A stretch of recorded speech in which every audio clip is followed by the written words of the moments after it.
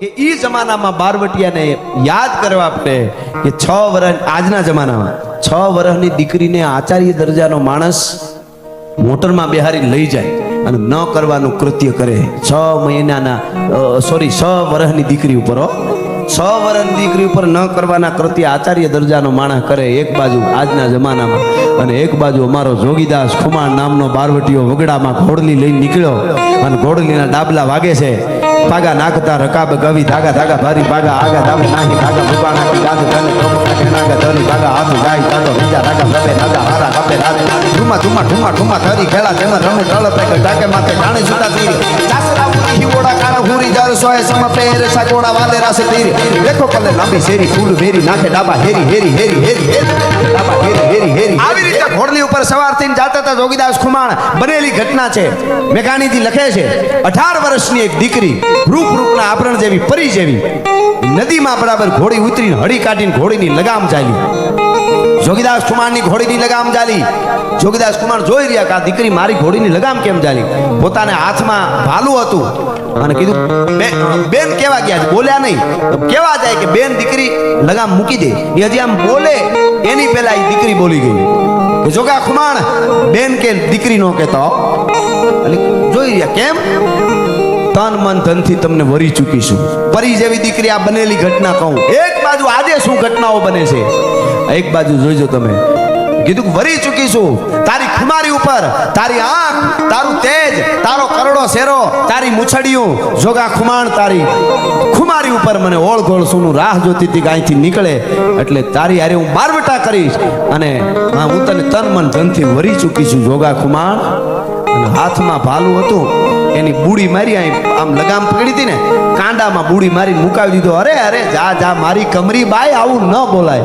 કમરીબાઈ એટલે જોગીદાસ ખુમાણની દીકરીનું નામ કમરીબાઈ એટલે તું મારી દીકરી છો મારી કમરીબાઈ આવું બોલે છે અહીં કાંડામાં બુડી મારી ભાલાની મુકાઈ ગયું અને કીધું બેટા આ માંસના લોસકાનું શરીર આજ થોડું ઘણું જુવાન આવે અને તું આવી વાતો કરે છે રાષ્ટ્ર માટે કંઈક કરી લે તારા મા બાપના ઉજળા સંસ્કારને હાથવી લે તારા મા બાપ પરણાવીને પરણી જા બેટા આવી વાતો ન કરાય અને એક ક્ષણ પહેલા જે વરવા માટે આવી હતી દીકરી જેમ કોઈ સંત સાધુના કોઈ હાચા સાધુના વેણ લાગે એમ બારવટિયાના વેણ લાગ્યા બે હાથ જોડીની દીકરી એટલું બોલી જોગા બાપુ મને માફ કરજો હું આંધળી થઈ ગઈ હતી તમારા પ્રેમમાં આજથી તમે મારા બાપ ને હું તમારી દીકરી ભલા માણસ આ ઘટના બારવટિયામાં બનેલી છે અને જોગીદાસ ખુમાણે પોતે જે પડાવ બેઠા હતા ને ત્યાં જઈ વાળું કરી અને હાંજે હોવા ટાણે મરચું લીધું મરચું બે આંખોમાં આંજી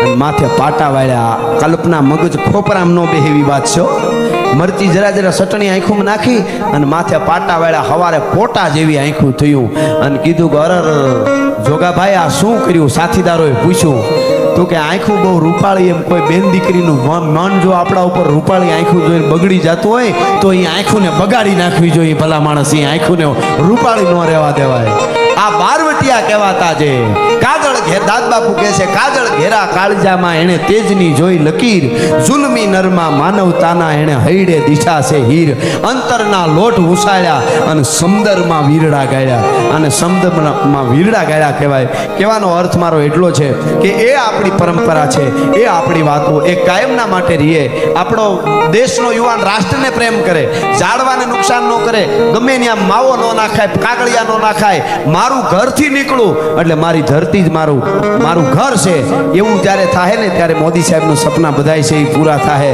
અને ભારતની સામે દુનિયાથી મીટ નહીં માંડી શકાય ભલા માણસ આપણી પાસે એવું કોની પાસે છે આપણે અમેરિકા આપણને કહે કે અમે આ મોકલશું ને આ લેહું નાનું આટલું ટ્રેન લેહું 50% લેહું ની કઈ શું કામે આપણી પાસે બધું છે પણ આપણે જ્ઞાતિવાદ જાતિવાદ ભૂલીને એક થઈ જાય એટલું હજી ઘટે છે હા ઈ એક થઈ જાય તો બીજું તો આપણી પાસે તમે વિચાર કરો અમે વિદેશ જઈએ અમને ખબર છે ત્યાં આપણા જે સનાતનીઓ હોય જેને પ્રેમ હોય ધર્મ પ્રત્યે એ તુલસી પીપળા વાવે કરે તો શું કરવું પડે ખબર ઘરમાં વાવવા પડે અને હીટ આપવું પડે જો બહાર વાવે ને તો હુકાઈ જાય એનું હવામાન અમુક એવું વાય તો એ બધું હુકાઈ જાય બળી જાય હવે અહીંયા તો મંદિરમાંથી લીમડો થાય પીપળો થાય ક્યાંક વંડી હોય તો વંડીમાં જ હોડલો થાય. હવે આવી ધરતી ક્યાં મળે ભલા માણસ? તમે જુઓ તો ખરા, આવી ઋતુઓ આપણા જેવી ક્યાંય નથી. આપણા જેવી માં ક્યાંય ન હોય સાહેબ, આપણા જેવી જનેતા ક્યાંય ન હોય. આ હકીકત આપણું છે ને આપણે વખાણ કરવા નહીં, પણ આપણે આપણું બગડે વાતું કરી નાખવી બહુ હેલી છે. મેરા દેશ મહાન, મેરા ભારત, આથી રોટી ખાएंगे દેશ કો બચાएंगे. ઠૂ માવો સૂકીને આલ્યા જાય. એમ ન થાય, કરી બતાવવું પડે તો આપણા દેશ જેવો કોઈ દુનિયાનો દેશ નથી. એ રાષ્ટ્ર ભાવના જાગે. આપણા દેશના યુવાનોએ બલિદાનો દીધા છે સાહેબ. ભગતસિંહ જ્યારે ચંદ્રશેખર આઝાદ અને ભગતસિંહ ત્યારે સાંડર્સને જ્યારે મારે છે અને કહેવાય છે રાતના 12 વાગે, સોરી 10 વાગ્યાની આસપાસ એક સ્ત્રી, એક બાઈ માણા પોતાનો ધણી ઘેરે નહોતો, એને દ્વારે જઈને ટકોરા મારે છે. ભગતસિંહ એના સાથીદારો ભેળા થઈ અને આમ બાઈએ દરવાજો ખોલ્યો. સાહેબ છોકરા ભણાવતી હતી, એનો પગાર લેતી હતી, બોમ્બ બનાવતી હતી ભેળા રાષ્ટ્ર માટે. એનું નામ દુર્ગાવતી, આમાં દુર્ગા ભાભી તરીકે ઓળખાય છે. હું તો વેદના સાથે એક વાત તમને અહીં કહું, વડીલો છે મને સાંભળે છે, યુવાધન, કે ઘણા શબ્દોને બગાડી નાખ્યા છે. તમે કોઈ પણ જગ્યાએ નેટમાં સર્ચ મારો ભાભી એટલે ન જોવાનું આવે. ભાભી બહુ પવિત્ર શબ્દ છે આપણો સાહેબ. ભાભી એટલે માં. એના ઉપર કલાકો સુધી વાર્તાઓ છે મારી પાસે, મેં ઘણી વાર કીધી છે. પણ ખેર, આપણે જેટલો આખો ઓગો હળગો હોય તો એ ઠાર્યો ન ઠરતો હોય ને, બચ્ચા હોય એટલા ફૂલા ખેંચી લેવાની વાત છે આમાં તો. બાકી તો ઓગા હળગે છે, એમાં બધું એનો હાથમાં આવે. હવે સાંભળજો, એ દુર્ગા ભાભી એને ખોલ્યું એટલે ભગતસિંહે શું કર્યું ખબર? આખા લાહોરની માલિકો બધી બાજુ પોલીસ, અંગ્રેજ પોલીસ એટલી બધી સક્રિય થઈ ગઈ હતી, ગોઠવાઈ ગઈ હતી. કારણ કે સાંડર્સને એવડા મોટાને માર્યો છે, એવડા મોટા સાહેબને માર્યો છે. જ્યાં જોવો ત્યાં ભગતસિંહને ગોળીએ દઈ ગયો, હુકમ થઈ ગયો. ભગતસિંહે પહેલી વાર બાલ ઉતાર્યા, વાળ ઉતાર્યા. આપણે 15મી ઓગસ્ટ હોય કે 26મી જાન્યુઆરી હોય, ફોટા મૂકીને ભગતસિંહના તો ટોપી વાળા બહુ ન મૂકવા. આપણે વાંધો નથી, પણ મેં વાંચ્યું છે એટલે તમને કહું. બટુકેશ્વર દત્ત એનો સાથી એમ લખે છે કે ભગતસિંહે પહેલી વાર પાઘડી ઉતારીને ટોપી પહેરીને ત્યારે ગમતું નહોતું, માથું ધૂણાવીને એમ બોલ્યો હતો કે जिसका देखने में भी अच्छा नहीं लगता उसका टोपी पहनना पड़ रहा है आज. એ ટોપી પહેરી શું કામે? અંગ્રેજ અધિકારી બન્યો તો ટોપી ખાલી મૂછું રાખી, દાઢી પાડી નાખી, વાળ ઉતાર્યા, માથે ટોપી પહેરીને એકદમ રૂપાળો એવો હતો અને બરાબર મેકઅપ કરીને તૈયાર થયો. બોલો, અને ભૂલ્યું ધોળિયો જ લાગે ભૂલો. એટલે દુર્ગા ભાભીએ દરવાજો ખોલ્યો, અંદર ગયા. ભગતસિંહ, રાજગુરુ, ચંદ્રશેખર, યુવાનો બધા એ અંદર આવ્યા. એટલે ત્રાહી નજરે રાજગુરુ સામું જોઈને દુર્ગા ભાભીએ કીધું, કોણ હે ये સાહેબ કોણ હે? तो भगत सिंह खखड़ा दांत काटी के हा दांत काटा, मेरी दुर्गा भाभी मुझे नहीं पहचान सकी, अब मुझे अंग्रेज नहीं पहचान सकेगा. हा. અને લાહોર થી કલકત્તા ટ્રેનમાં જવાનું હતું. આખી વાત કરવામાં આવી. દુર્ગા ભાભીને કીધું પહેલી વાર કે તમારે ભગતસિંહના પત્ની બનવાનું છે, એટલે પાત્ર ભજવવાનું છે. અને દુર્ગા ભાભી બ્રકુટીનો પેલા તો મરોડ બદલાણો. આવી અનેક કથાઓ તમે વાંચો ને, હેર લોહી ચડે સાહેબ. હકીકત કહું છું, તમે આવું વાંચા કરો, સાંભળ્યા કરો, એટલે સુગર ને ઓલું બધું બીપી ની તો નહીં જ થાય, ગેરંટી આપું તમને. હા, કારણ કે અંદર કંઈક તત્વ તો હોવું જોઈએ કે નહીં. અને દુર્ગા ભાભીએ પહેલા તો એમ કીધું કે મારા સામે આવીને કોઈ એમ કહે ને કે તમારે આનો પત્ની બનવાનું, એ જીવતો ન હોય. પણ દેશના માટે ભગતસિંહ મારો ભાઈ કયો તો ભલે, દીકરો કયો તો ભલે, એના પત્નીનું પાત્ર ભજવવા માટે હું તૈયાર છું. मेरा भगत जिंदा रहता है तो कुछ भी करने के लिए तैयार हूं. અને પહેલી વાર દુર્ગા ભાભીએ મેકઅપ કર્યો સાહેબ. હવે મેકઅપ કોઈ ખરાબ નથી, હું માવડીઓનું બેનું દીકરીને કહું, રૂપાળું રહેવું, સારું લાગવું બહુ સારી વાત, તમે તમારે કરો, પણ પતિના ખર્ચા પ્રમાણે. હા, ઈ થોડુંક જોઈ લેવું. બાકી એમાં કાંઈ રૂડું લાગવું, સારું લાગવું એ સારું છે. પણ એક વાત હું કાયમ મારા પ્રોગ્રામમાં કહું, મારા દેશની દીકરીનું ચારિત્ર ઉજળું હોય અને એનું રૂપ ખીલે, એની પાસે બ્યુટી પાર્લર ફીકા પડે દુનિયાના ગમે હોય તો ભલા માણસ. હા, એ વાત હકીકત છે. પણ દુર્ગા ભાભી એટલે મેકઅપ કર્યો કે એને બોરિયાની બાઈ લાગે, ભૂરિયા જેવી. ભગતસિંહ પણ એવો તૈયાર થયો ટોપો ઓઢીને. દુર્ગા ભાભી ભગવતી ચરણ વોરાના પત્ની, બધા ક્રાંતિકારીઓને ખાતા પીતા હતા અને ક્રાંતિના કામ કરતા, બોમ્બ બનાવતા હતા. આખી કથા જબરી છે. પણ આ હાટકેશ્વરને હું એક આ બિલીપત્ર ચડાવવા આવ્યો છું. મને લાગે છે અને આવા મર્દ વડાપ્રધાન છે, એને આવી એકાદી વાત કહું તો એનો 75મો જન્મદિવસ ઉજવાય છે. એટલા માટે હું આ વાત આપણે કરું છું. દુર્ગા ભાભી તૈયાર થયા.